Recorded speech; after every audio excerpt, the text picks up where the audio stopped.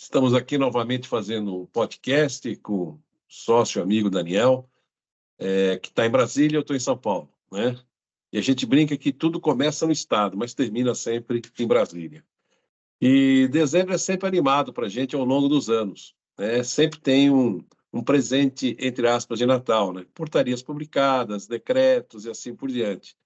E não foi diferente em relação ao ano passado e início desse ano, em relação à ADC, né, que foi promovida pela ANUP, em relação ao Mais Médicos, mas principalmente em relação a impedir, né, que aqueles processos de ato de autorização solicitado, não no âmbito Mais Médicos, mas no sistema EMEC, observado todas as condições em relação aos sinais, aos processos de avaliação e tudo mais, fossem impedidos. Então, meu caro Daniel, fale um pouco aí sobre a questão dessa ação, que estado está, quais são as perspectivas, né? Lembrando sempre que acho que a defesa nossa sempre foi no sentido de permitir a coexistência dos dois regimes, o mais médico e a autorização pela via EMEC, como são todos os cursos, né? Então, com a palavra, doutor Daniel. Obrigado, Kovac. Muito bom estar aqui com você. Como você mesmo falou, final de ano é aquele período, né, repleto de surpresas, né?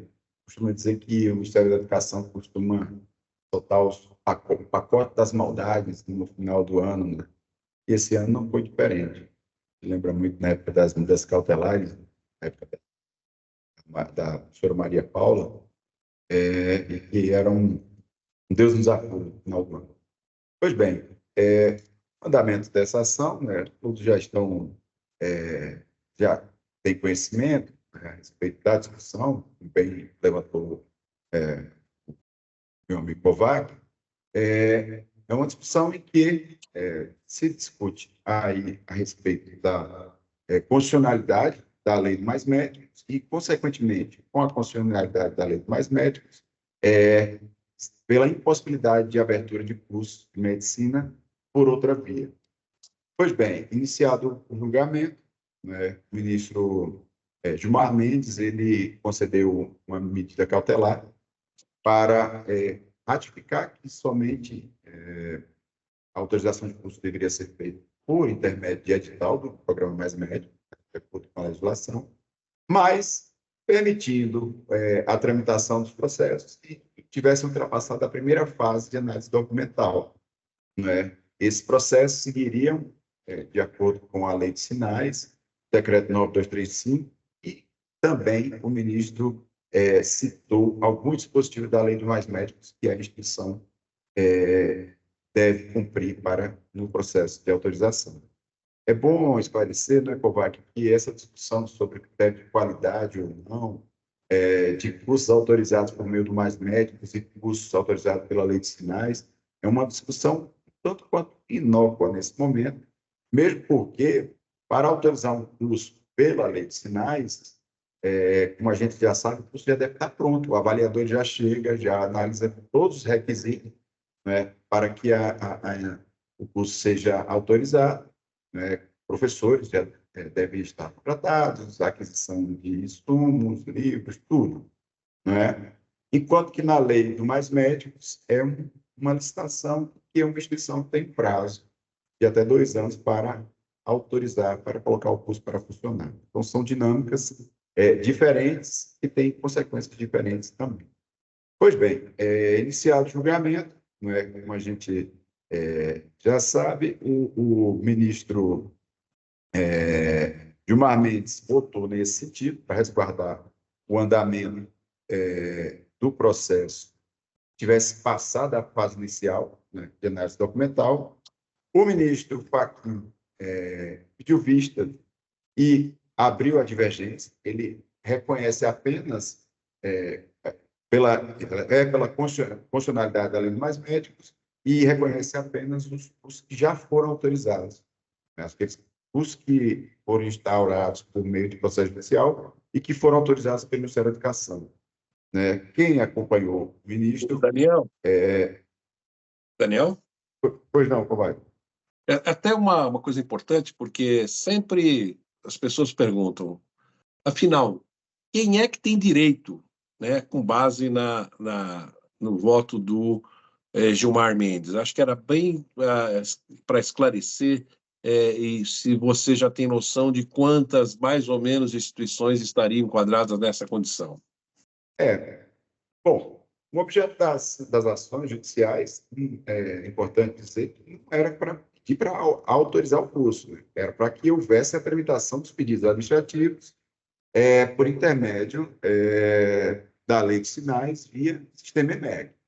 Pois bem, então, várias ações, mais de 300 ações que tinham a respeito disso, né? E que, a partir da decisão do ministro Gilmar, a grande parte foi sobrestada porque não haviam passado, Kovac, da primeira fase do processo, de análise do processo, que é a primeira fase que fica na própria SERES, né? É a fase de despacho saneador, né? É uma fase de análise preliminar. Depois dessa fase, o processo é encaminhado para o INEP, né? A partir do momento que os processos forem encaminhados para o INEP, esses processos estariam amparados, sim, pela decisão do ministro Gilmar. Então, são essas instituições que teriam esse benefício, né? Teriam esse direito. Então, para o ministro Edson Fachin, não. Como ele reconhece a inconstitucionalidade, a constitucionalidade da lei do mais médico, ele diz que não. Ele só reconhece, não é, os cursos que já foram autorizados, e não esses que estão em fase de passaram nessa fase de análise de despacho saneador. Quem acompanhou o ministro Edson Fachin foi a ministra Rosa Weber antes de sair, né? O ministro Fux voltou com o ministro Gilmar. Era esperado, né, Daniel? Exatamente. E houve um pedido de vista do ministro André Mendonça. Esse pedido de vista foi feito no final do ano. Pois bem, e aí a gente chega na questão do pacote de maldades do final de ano, né? Posteriormente da medida cautelar do ministro Gilmar Mendes, o Ministério da Educação publicou a portaria 397 de 2023. Essa portaria, que é de outubro, essa portaria, a 397, ela cria um padrão decisório para as autorizações de curso que tramitaram no sistema EMEC em função da decisão judicial, de decisões judiciais, e que estariam amparadas pela medida cautelar do ministro Gilmar.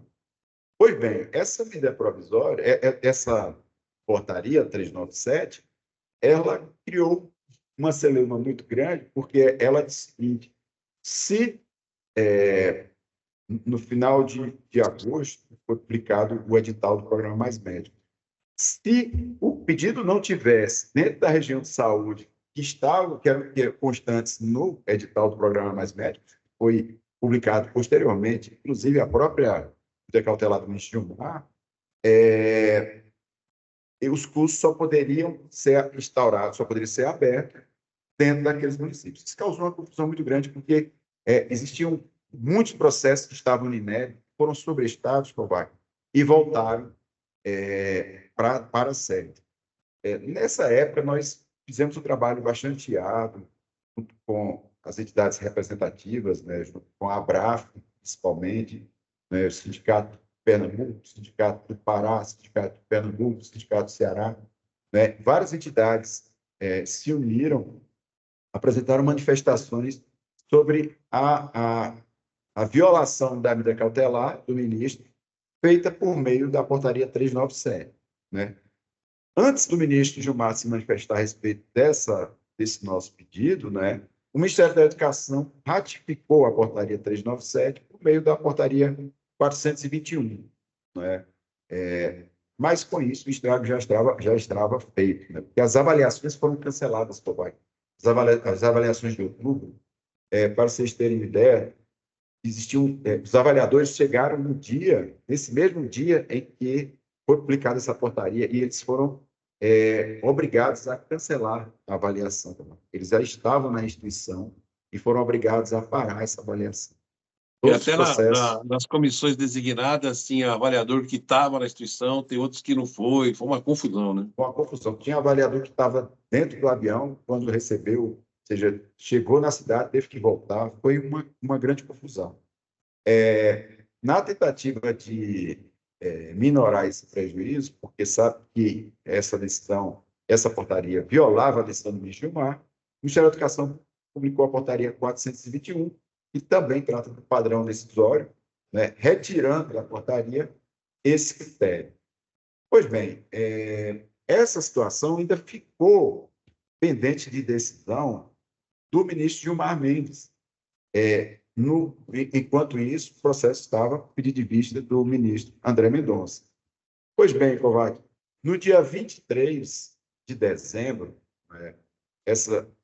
saiu o despacho do ministro, mas o despacho só foi publicado dia 26, ou seja, depois do Natal. E, nesse despacho, ele reconhece que, de fato, a portaria 397, ela usurpava, né, a medida cautelar.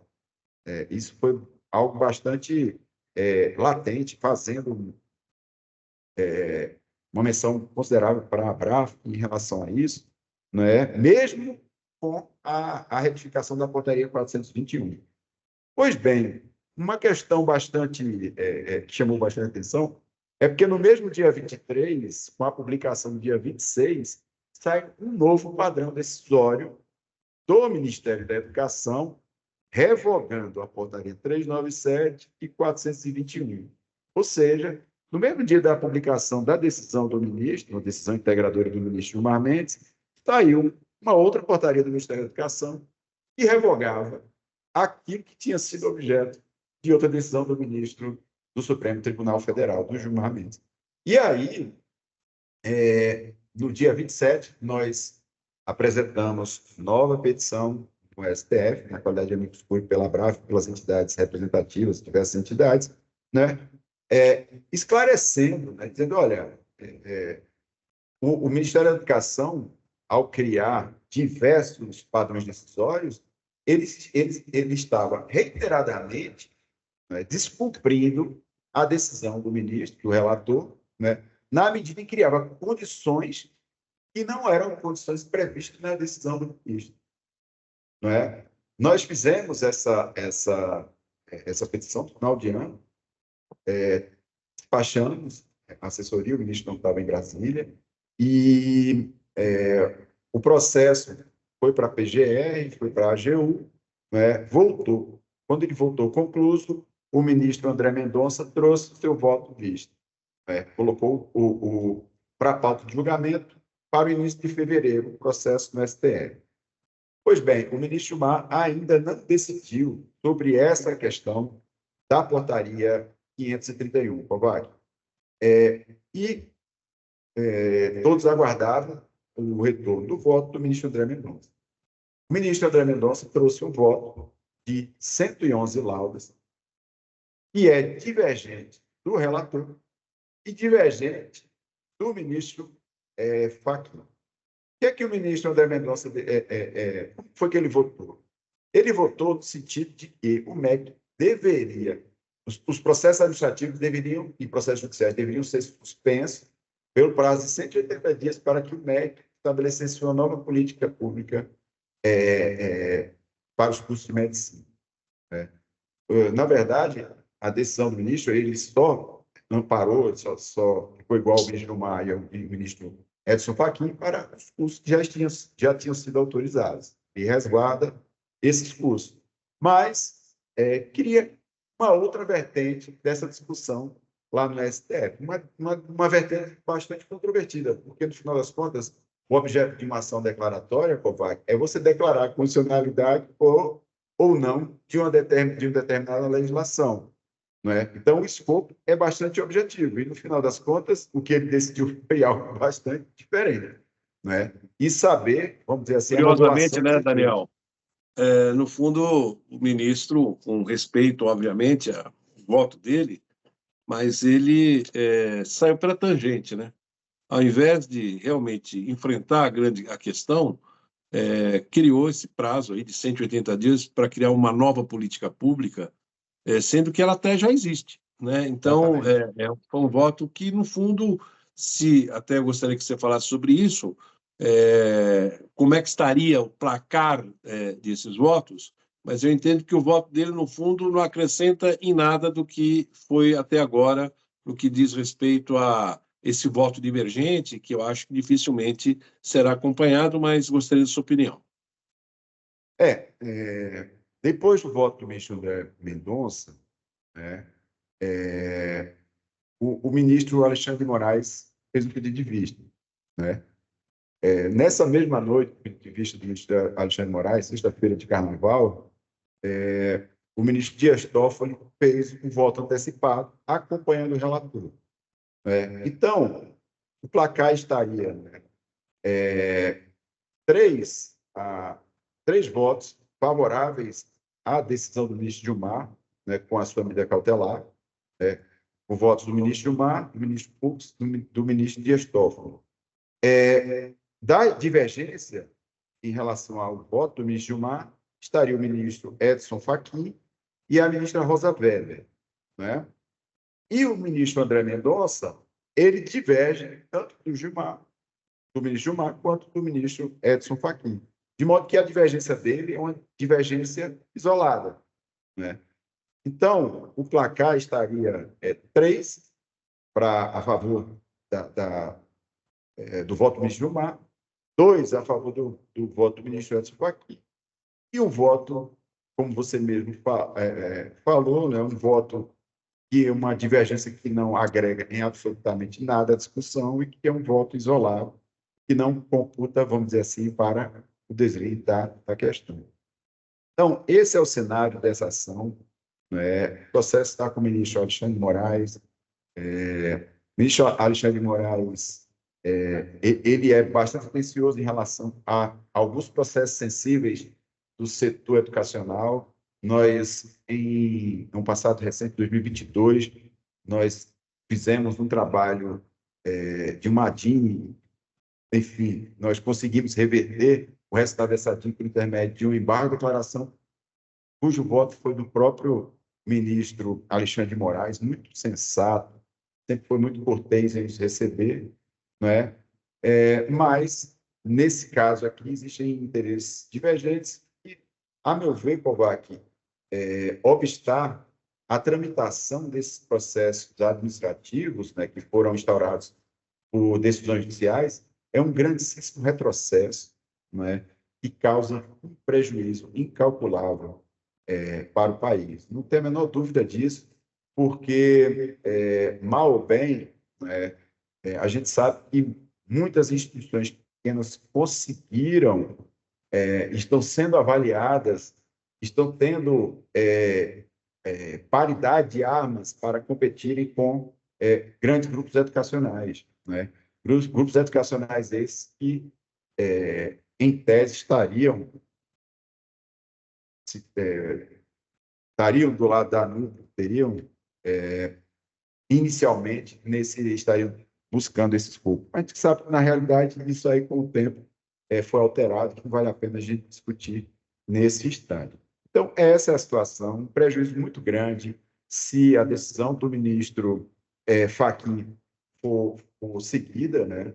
Porque a gente sabe que existe uma carência muito grande, está muito longe dos indicadores previstos pela Organização Mundial de Saúde, né? Existe um espaço muito grande de crescimento no país e que esse espaço pode ficar reservado na mão de poucas entidades, poucos grupos educacionais. Aliás, diga-se de passagem, que é bom que se diga que o edital do Programa Mais Médicos ele foi aplicado em meados do ano passado, ele sofreu alterações em seu calendário no final de ano, eu acho que vale a pena outro podcast a respeito disso, e teve uma mudança muito grande, importantíssima, no início desse ano, porque o edital número 1 de 2024, do Programa Mais Médicos, ele trouxe, no final das contas, uma limitação de atuação dos grandes grupos educacionais. Então, essa limitação, inclusive, possibilita que pequenas instituições possam participar do edital e possam obter isso em suas respectivas regiões de saúde. Esse é o cenário, meu amigo. Eu queria fazer um testemunho, né? Quando a Lei do Mais Médicos ainda em discussão e teve diversas audiências públicas. Eu estive presente nessas audiências em nome do fórum na época, e a tese que sempre foi defendida é de que o programa Mais Médico ele é importante como fomento, sobretudo em localidades que não há interesse inicialmente de pedido de autorização de curso. Mas isso independeria do pedido normal, até por uma grande luta, Daniel, que houve na Constituinte. Duas inserções na Constituinte foi uma profunda provocação e mobilização das entidades. A autonomia universitária inscrita no artigo 207 e, principalmente, no artigo 209, onde fala que o ensino é livre iniciativa, né, condicionada aí a avaliação e autorização por parte do poder público e respeito e cumprimento às normas gerais de educação. Então, como princípio, acho que isso é fundamental, as instituições sempre têm que defender a possibilidade do mantenedor requerer e submeter todo o processo de legislação, que não é simples, é caro, inclusive. O curso de medicina, para você instituir, não é barato, né? E, ao mesmo tempo, o Estado, desde a LDB, ela tem um tripé que tem todo o poder de fazer o que é possível, que é autorizar, avaliar e supervisionar. Então, queria deixar esse testemunho e esperamos que não aconteça como no passado, que proibiu-se a autorização do curso de medicina, para concluir que depois faltava médico e criou o programa Mais Médico.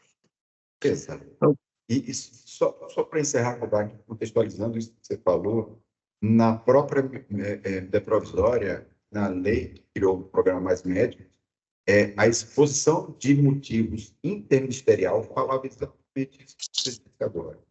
Entendeu? Que era uma política para interiorização do médico e não inviabilizava outras formas de abertura de curso. Era uma forma adicional para levar o médico nas áreas mais carentes, mas sem impossibilitar a abertura de novos cursos pela lei de ensino. É isso. É isso mesmo, Daniel, agradecendo aqui a sua participação. Né? Vai ter desdobramentos, obviamente, não foi concluído ainda, como você colocou, né? Está 3-2-1, né? Tá. E tem muita coisa pela frente ainda. Então, agradecer a todos e acesse as nossas redes sociais, né? Temos aí o COVACast, mas temos informativos e tudo mais, e sempre à disposição aí para atender os mantenedores, enfim, os atores desse segmento tão importante na atividade educacional do Brasil. Muito obrigado, Daniel. Um grande abraço. Obrigado, Kovac. Um abraço a todos.